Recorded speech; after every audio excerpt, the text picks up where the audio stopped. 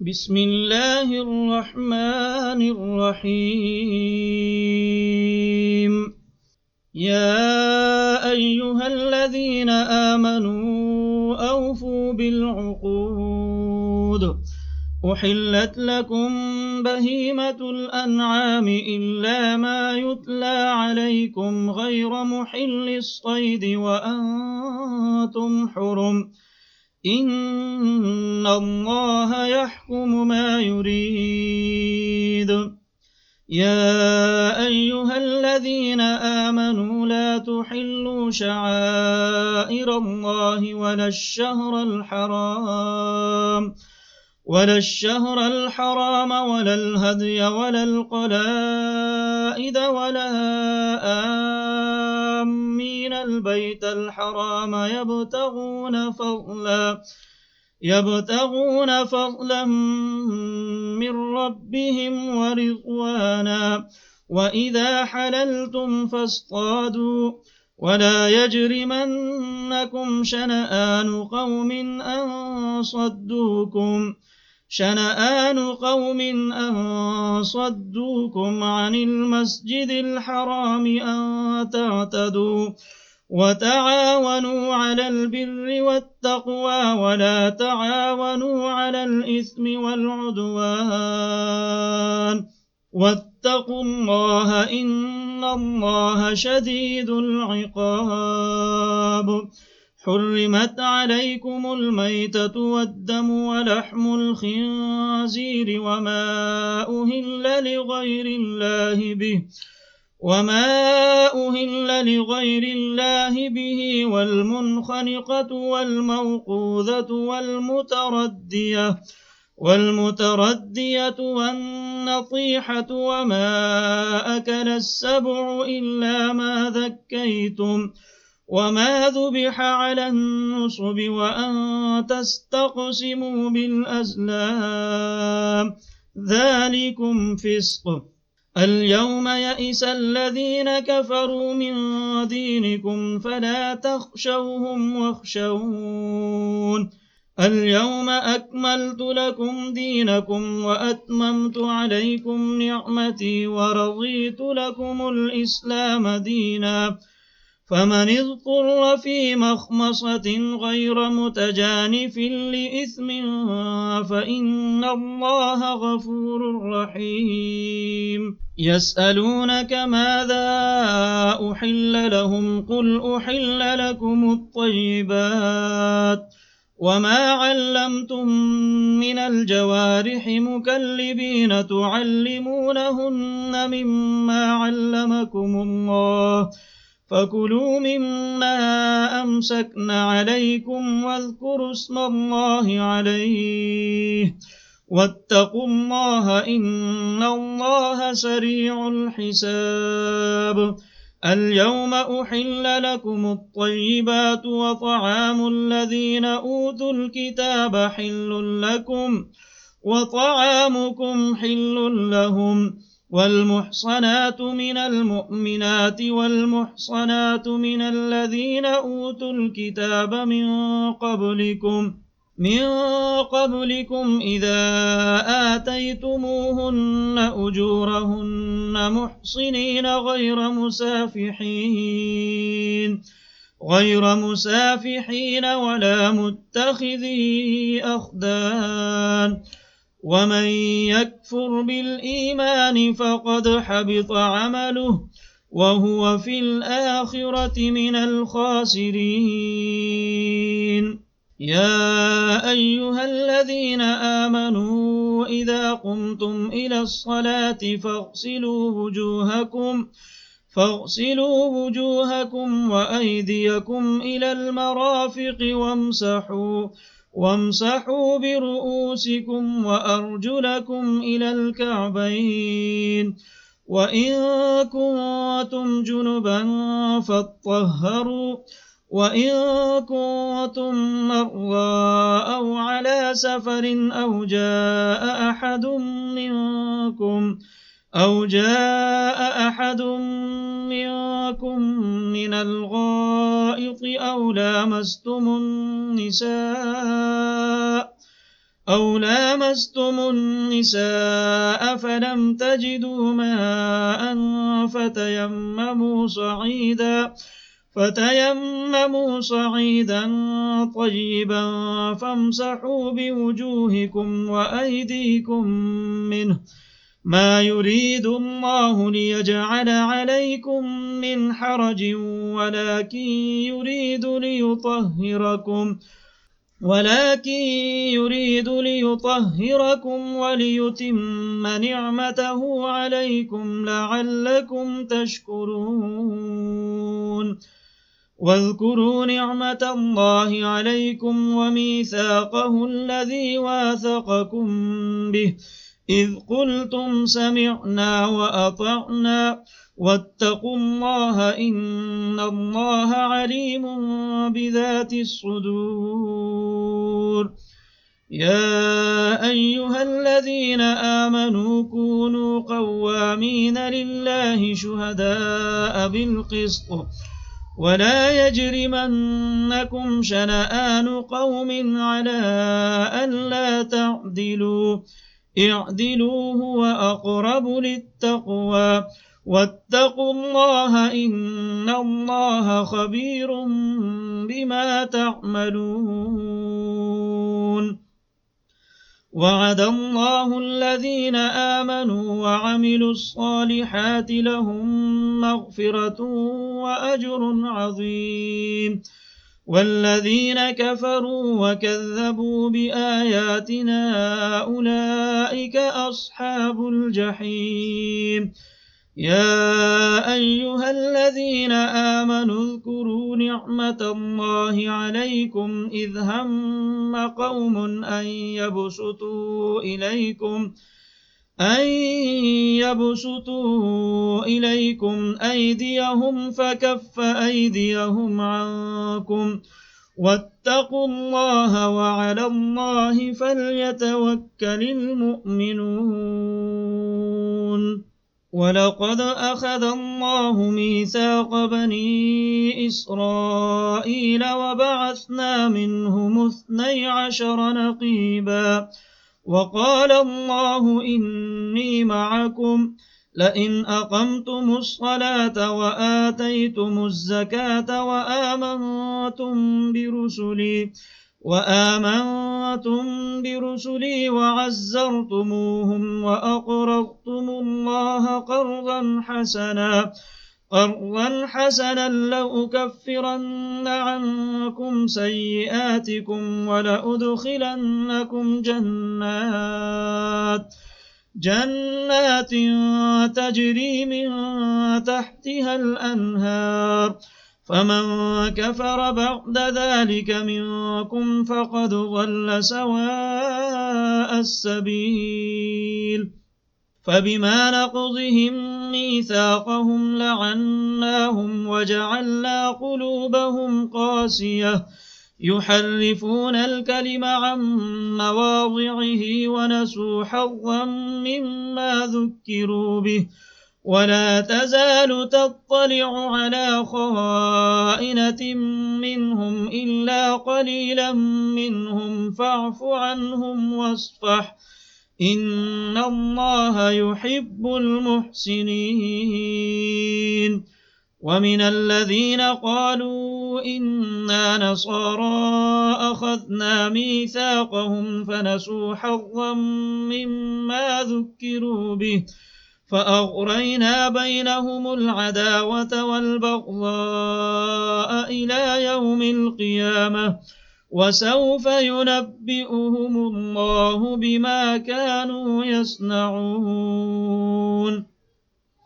يا أهل الكتاب قد جاءكم رسولنا يبين لكم كثيرا مما كنتم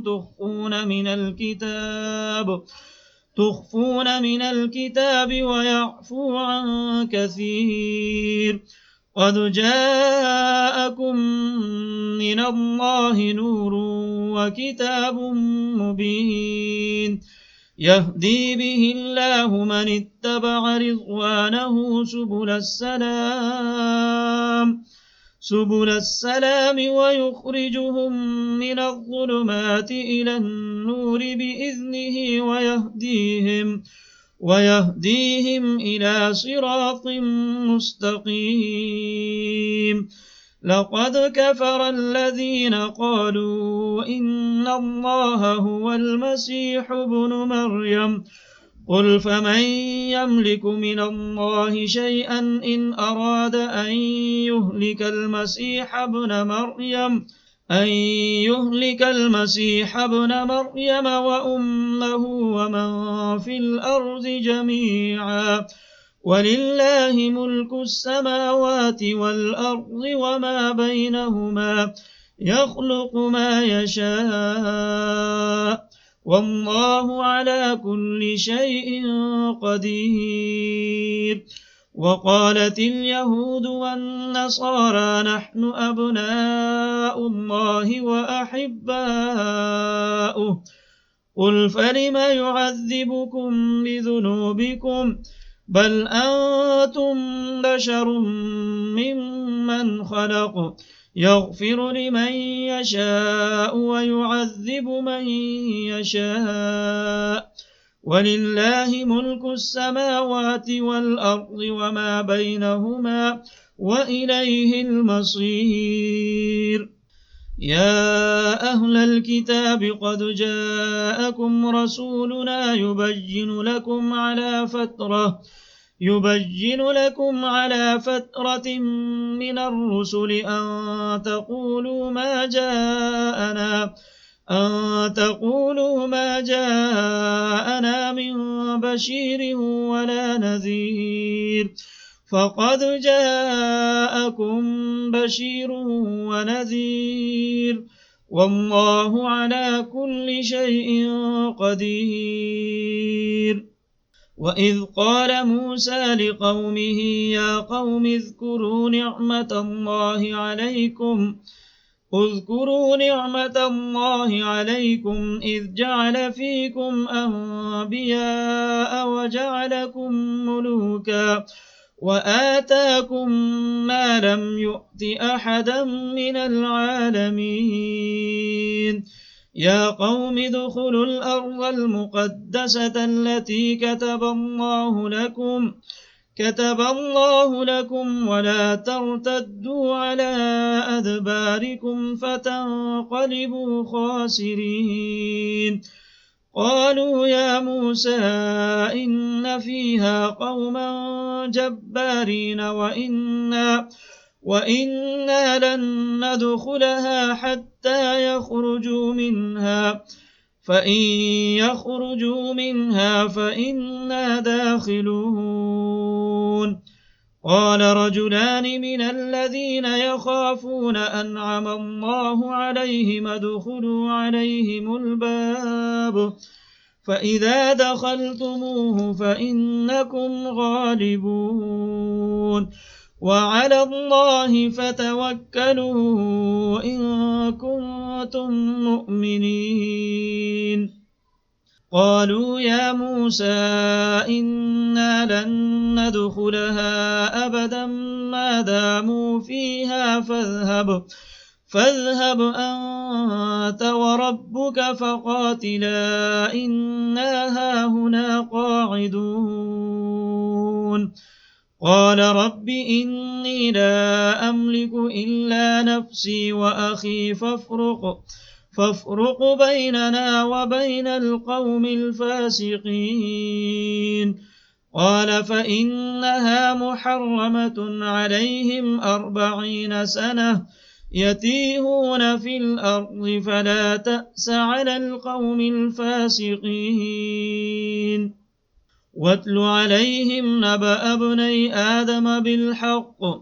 إذ قربا قربانا فتقبل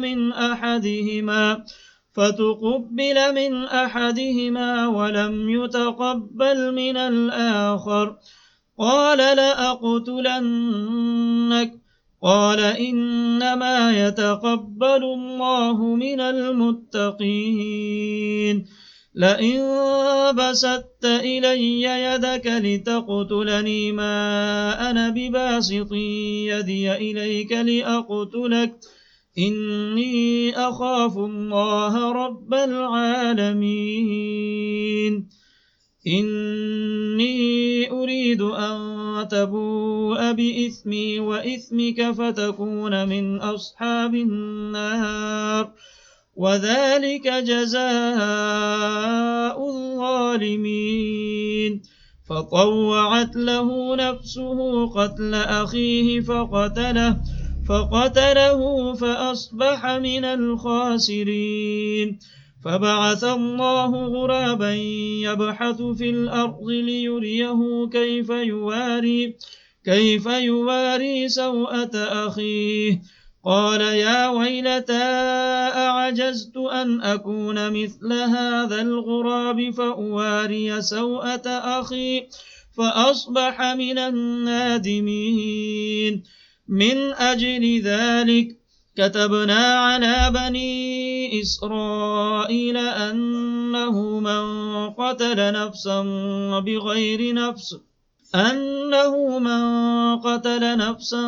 بغير نفس أو فساد في الأرض فكأنما قتل الناس جميعا ومن أحياها فكأنما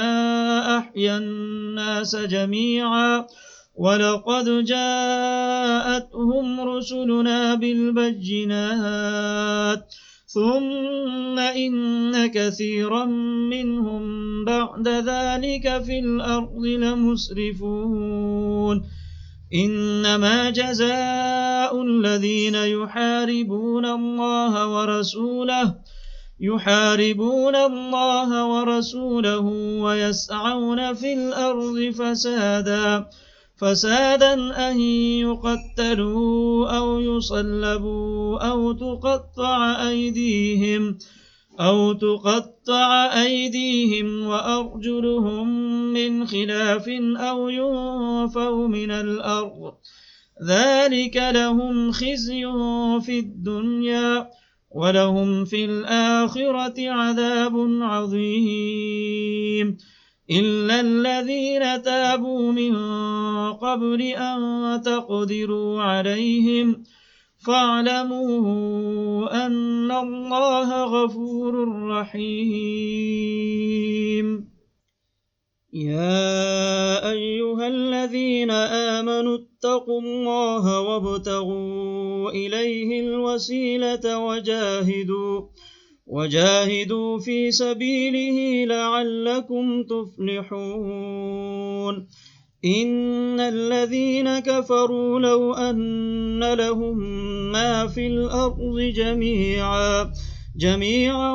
ومثله معه ليفتدوا به من عذاب يوم القيامة ما تقبل منهم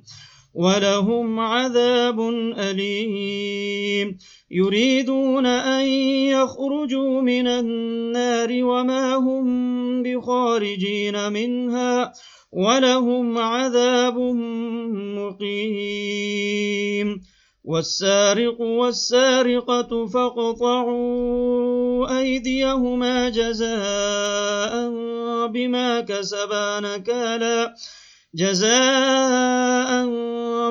كسبا نكالا من الله والله عزيز حكيم فمن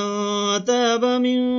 بعد ظلمه وأصلح فإن الله يتوب عليه إن الله غفور رحيم ألم تعلم أن الله له ملك السماوات والأرض يعذب من يشاء ويغفر لمن يشاء والله على كل شيء قدير يا أيها الرسول لا يحزنك الذين يسارعون في الكفر من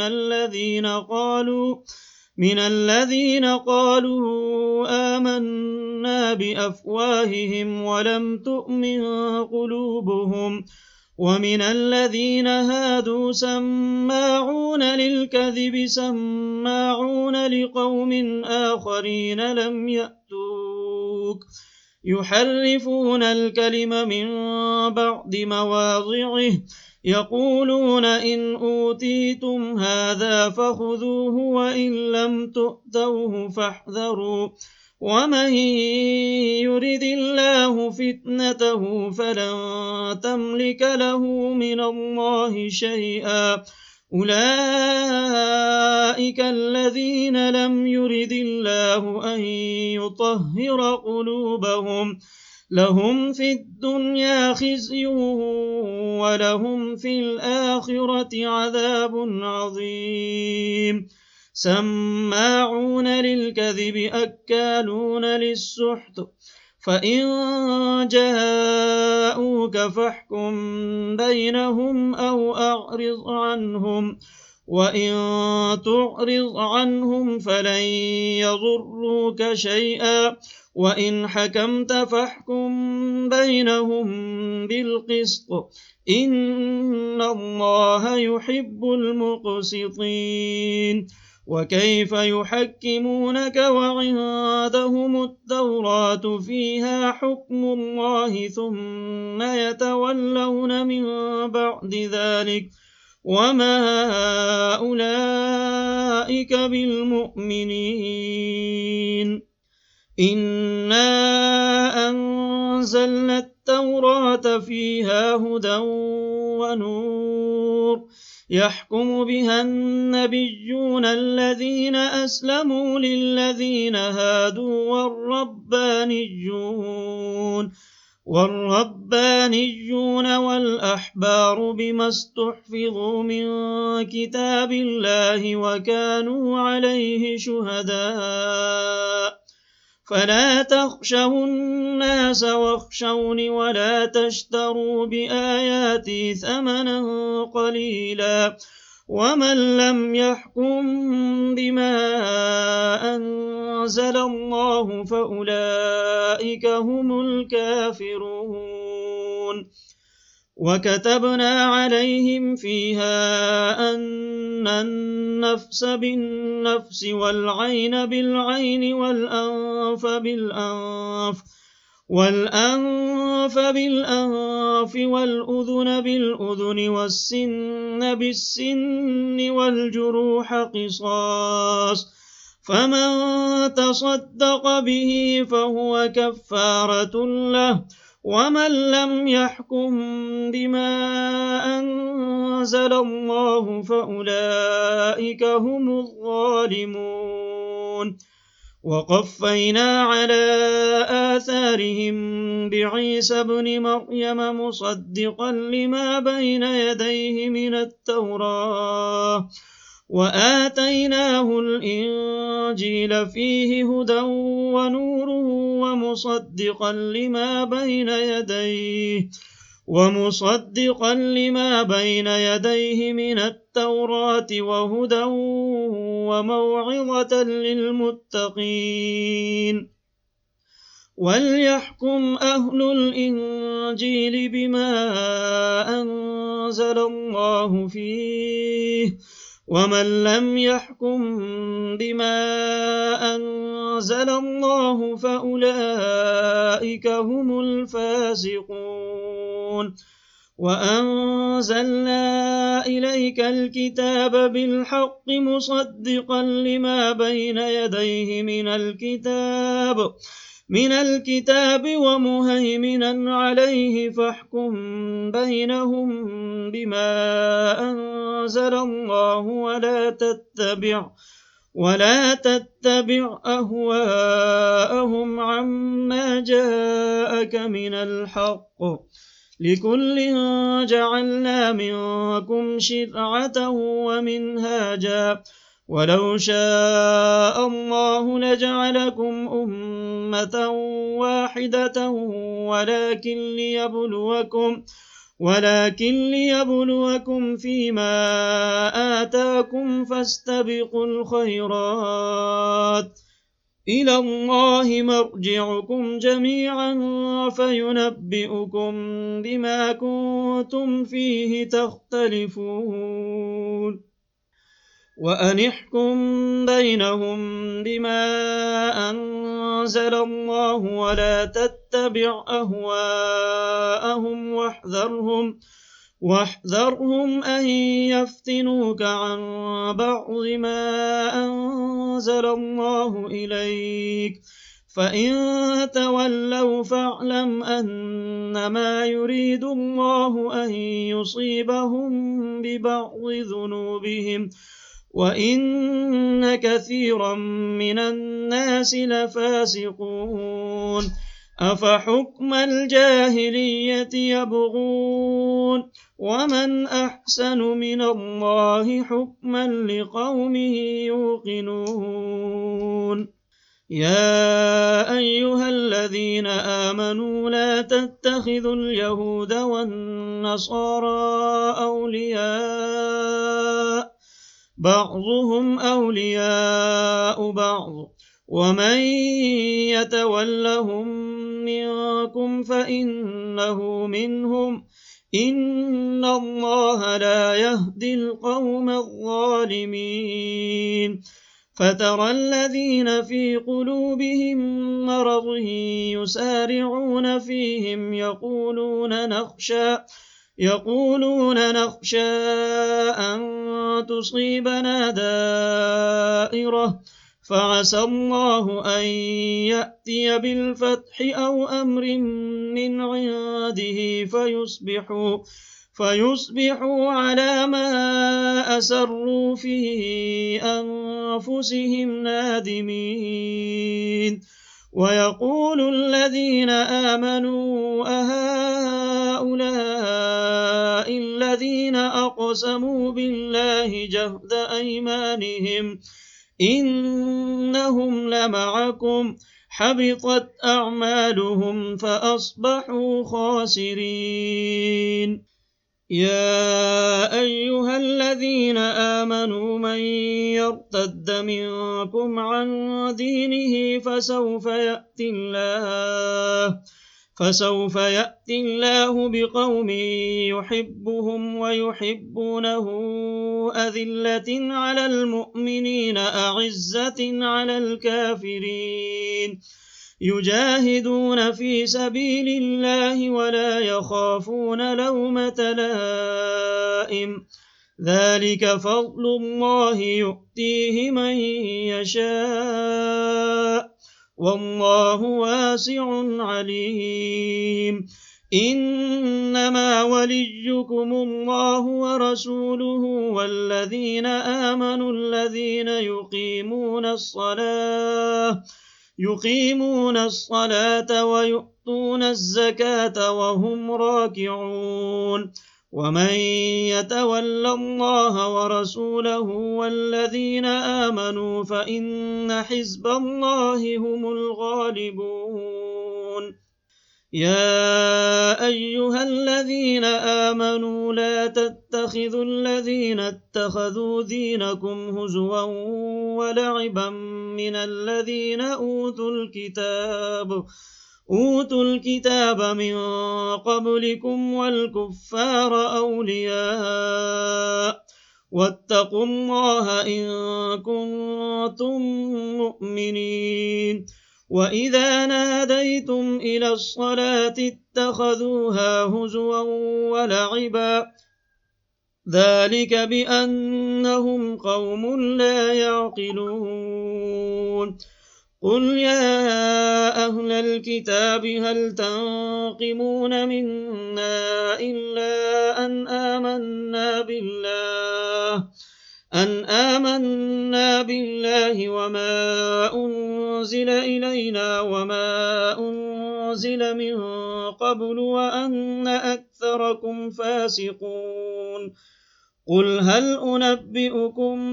بشر من ذلك مثوبة عند الله من لعنه الله وغضب عليه وجعل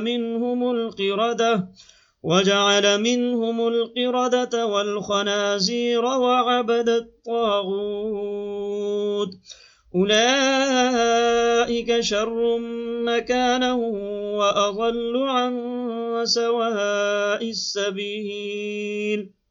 وإذا جاءوكم قالوا آمنا وقد دخلوا بالكفر وهم قد خرجوا به والله أعلم بما كانوا يكتمون وترى كثيرا منهم يسارعون في الإثم والعدوان وأكلهم السحت لبئس ما كانوا يعملون لولا ينهاهم الربانيون والأحبار عن قولهم الإثم وأكلهم السحت لبئس ما كانوا يصنعون وقالت اليهود يد الله مغلولة غلت أيديهم ولعنوا بما قالوا بل يداه مبسوطتان ينفق كيف يشاء وليزيدن كثيرا منهم ما أنزل إليك من ربك طغيانا وكفرا وألقينا بينهم العداوة والبغضاء إلى يوم القيامة كلما أوقدوا نارا للحرب أطفأها الله ويسعون في الأرض فسادا والله لا يحب المفسدين ولو أن أهل الكتاب آمنوا واتقوا لكفرنا عنهم سيئاتهم ولأدخلناهم جنات النعيم ولو أنهم أقاموا التوراة والإنجيل وما أنزل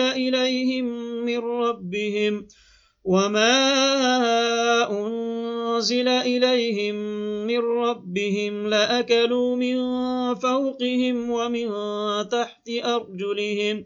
منهم أمة مقتصدة وكثير منهم ساء ما يعملون يا أيها الرسول بلغ ما أنزل إليك من ربك وإن لم تفعل فما بلغت رسالته والله يعصمك من الناس إن الله لا يهدي القوم الكافرين قل يا أهل الكتاب لستم على شيء حتى تقيموا التوراة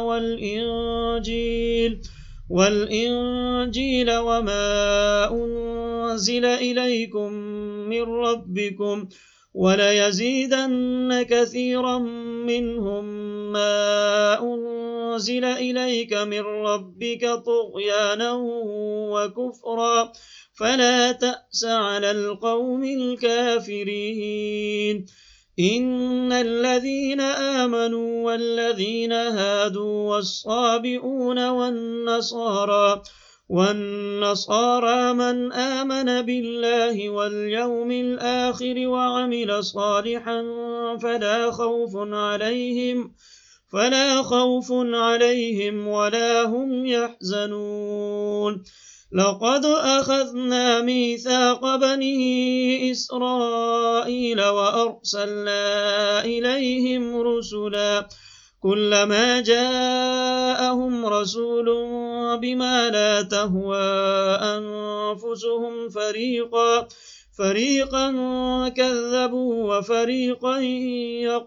يقتلون وحسبوا أن لا تكون فتنة فعموا وصموا ثم تاب الله عليهم ثم عموا وصموا كثير منهم والله بصير بما يعملون لقد كفر الذين قالوا إن الله هو المسيح ابن مريم وقال المسيح يا بني إسرائيل اعبدوا الله ربي وربكم إنه من يشرك بالله فقد حرم الله عليه الجنة ومأواه النار وما للظالمين من أنصار لقد كفر الذين قالوا إن الله ثالث ثلاثة وما من إله إلا إله واحد وإن لم ينتهوا عما يقولون ليمسن الذين كفروا منهم عذاب أليم أفلا يتوبون إلى الله ويستغفرونه والله غفور رحيم ما المسيح ابن مريم إلا رسول قد خلت من قبله الرسل وأمه صديقة كانا يأكلان الطعام انظر كيف نبين لهم الآيات ثم انظر أنى يؤفكون قل أتعبدون من دون الله ما لا يملك لكم ضرا ولا نفعا والله هو السميع العليم قل يا أهل الكتاب لا تغلوا في دينكم غير الحق ولا تتبعوا أهواء قوم قد ضلوا من قبل وأضلوا كثيرا وضلوا عن سواء السبيل لعن الذين كفروا من بني إسرائيل على لسان داود وعيسى بن مريم ذلك بما عصوا وكانوا يعتدون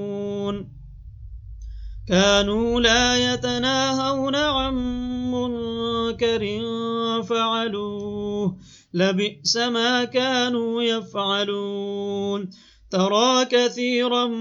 منهم يتولون الذين كفروا لبئس ما قدمت لهم أنفسهم أن سخط الله عليهم وفي العذاب هم خالدون ولو كانوا يؤمنون بالله والنبي وما أنزل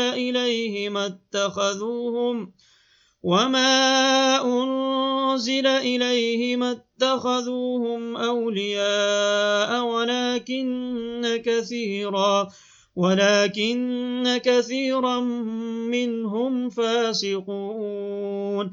لتجدن أشد الناس عداوة للذين آمنوا اليهود والذين أشركوا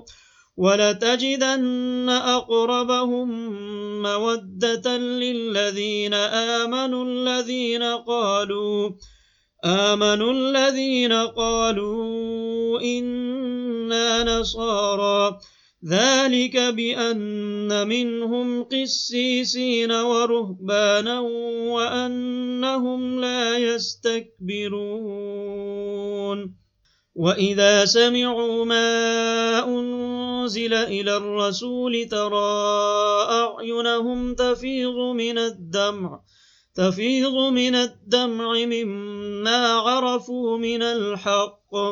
يقولون ربنا آمنا فاكتبنا مع الشاهدين وما لنا لا نؤمن بالله وما جاءنا من الحق ونطمع أن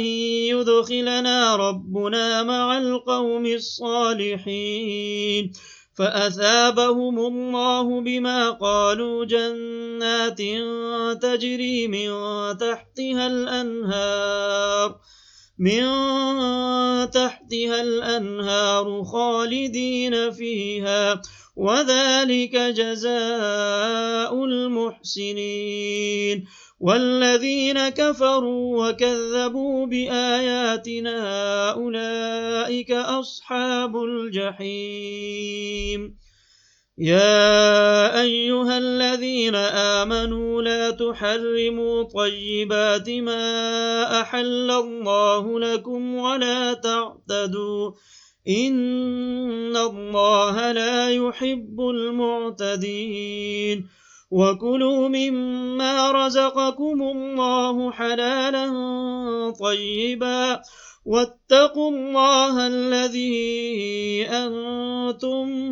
به مؤمنون لا يؤاخذكم الله باللغو في أيمانكم ولكن يؤاخذكم بما عقدتم الأيمان فكفارته إطعام 10 مساكين من أوسط ما تطعمون أهليكم أو كسوتهم أو تحرير رقبة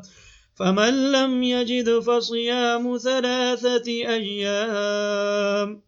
ذلك كفارة أيمانكم إذا حلفتم واحفظوا أيمانكم كذلك يبين الله لكم آياته لعلكم تشكرون يا أيها الذين آمنوا إنما الخمر والميسر والأنصاب والأزلام رجس من عمل الشيطان فاجتنبوه لعلكم تفلحون إنما يريد الشيطان أن يوقع بينكم العداوة والبغضاء في الخمر والميسر ويصدكم عن ذكر الله وعن الصلاة فهل أنتم منتهون وأطيعوا الله وأطيعوا الرسول واحذروا فإن توليتم فاعلموا أنما على رسولنا البلاغ المبين ليس على الذين آمنوا وعملوا الصالحات جناح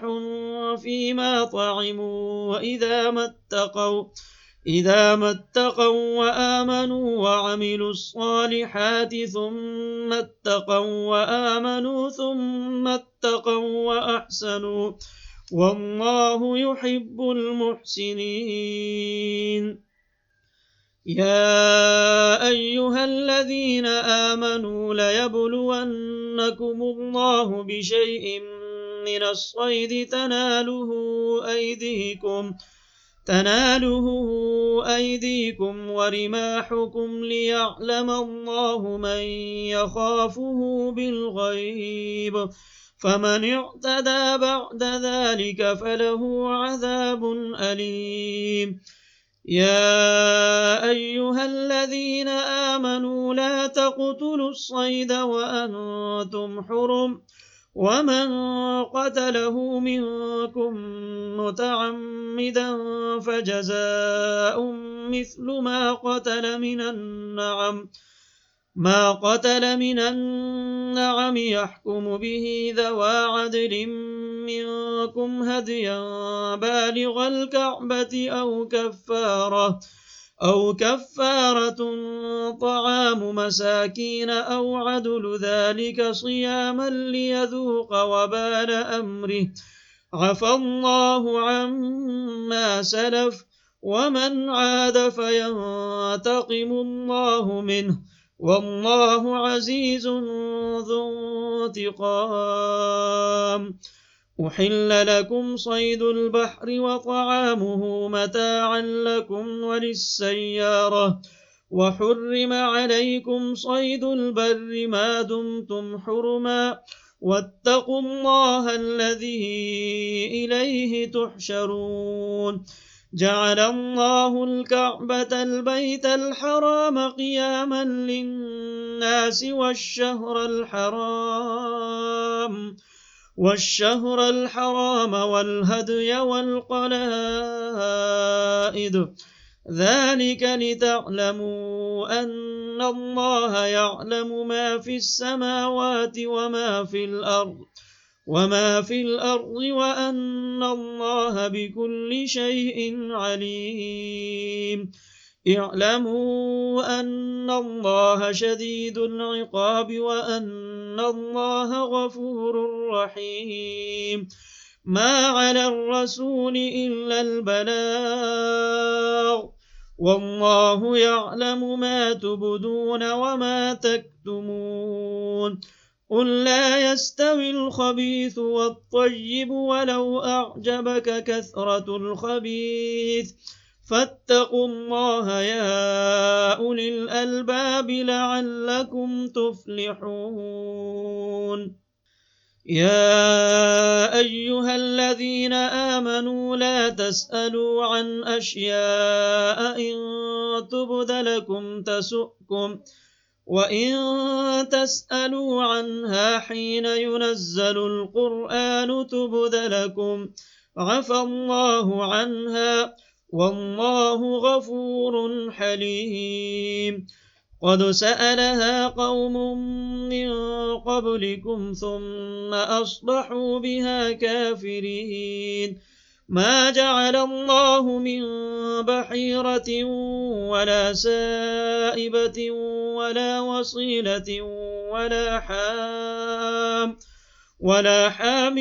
ولكن الذين كفروا يفترون على الله الكذب وأكثرهم لا يعقلون. وإذا قيل لهم تعالوا إلى ما أنزل الله وإلى الرسول قالوا حسبنا ما وجدنا عليه آباءنا، أولو كان آباؤهم لا يعلمون شيئا ولا يهتدون. يا أيها الذين آمنوا عليكم أنفسكم لا يضركم من ضل إذا اهتديتم،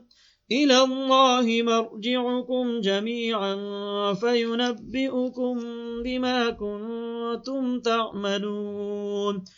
يا أيها الذين آمنوا شهادة بينكم إذا حضر أحدكم الموت حين الوصية اثنان ذوى عدل منكم أو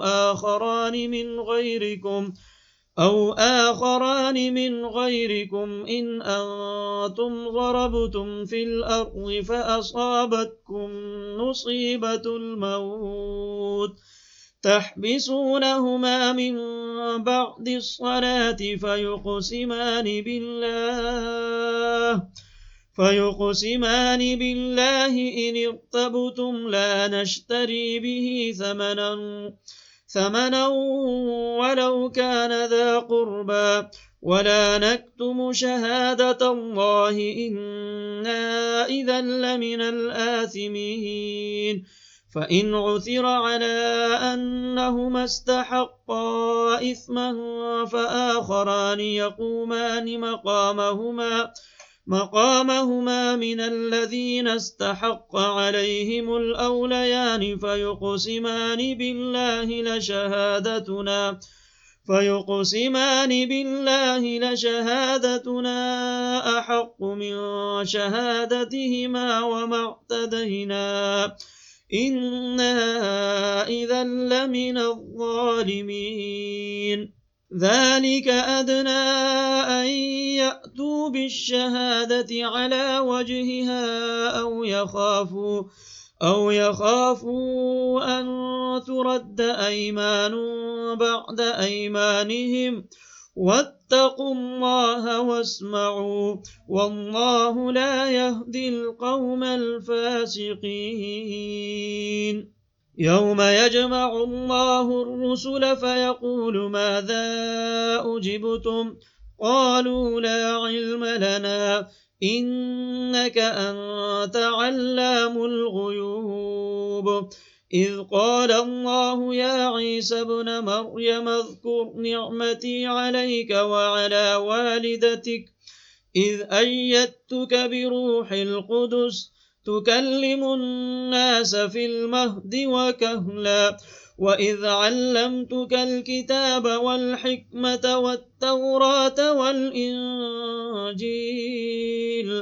وإذ تخلق من الطين كهيئة الطير بإذني فتنفخ فيها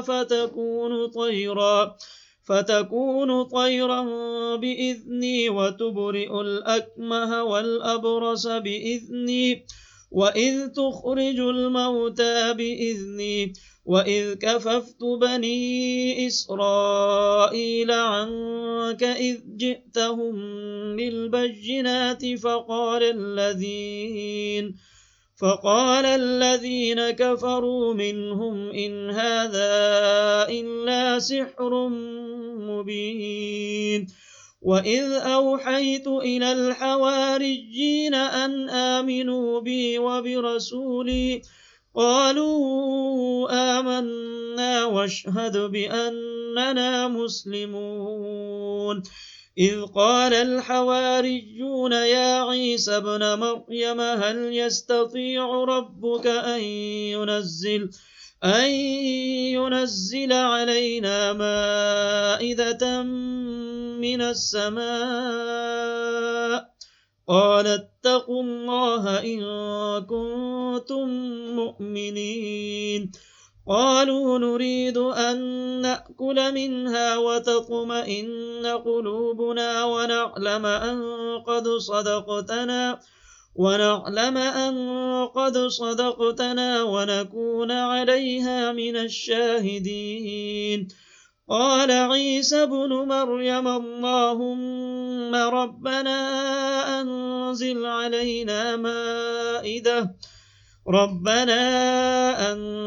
علينا مائدة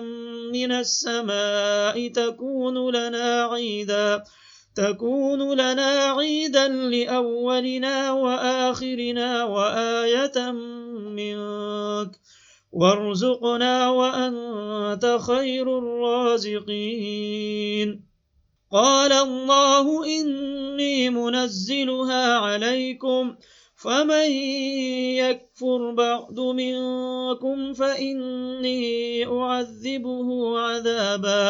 عذابا لا أعذبه أحدا من العالمين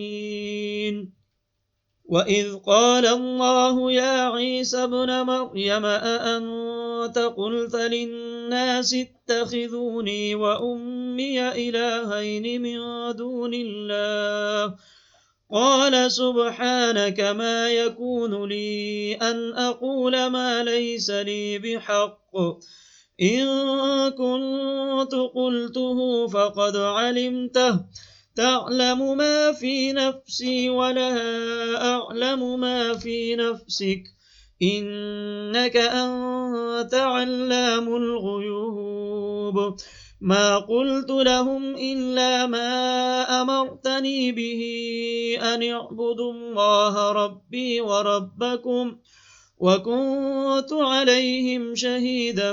ما دمت فيهم فلما توفيتني كنت أنت الرقيب عليهم وأنت على كل شيء شهيد إن تعذبهم فإنهم عبادك وإن تغفر لهم فإنك أنت العزيز الحكيم قال الله هذا يوم ينفع الصادقين صدقهم لهم جنات تجري من تحتها الأنهار خالدين فيها أبدا رضي الله عنهم ورضوا عنه ذلك الفوز العظيم لله ملك السماوات والأرض وما فيهن وهو على كل شيء قدير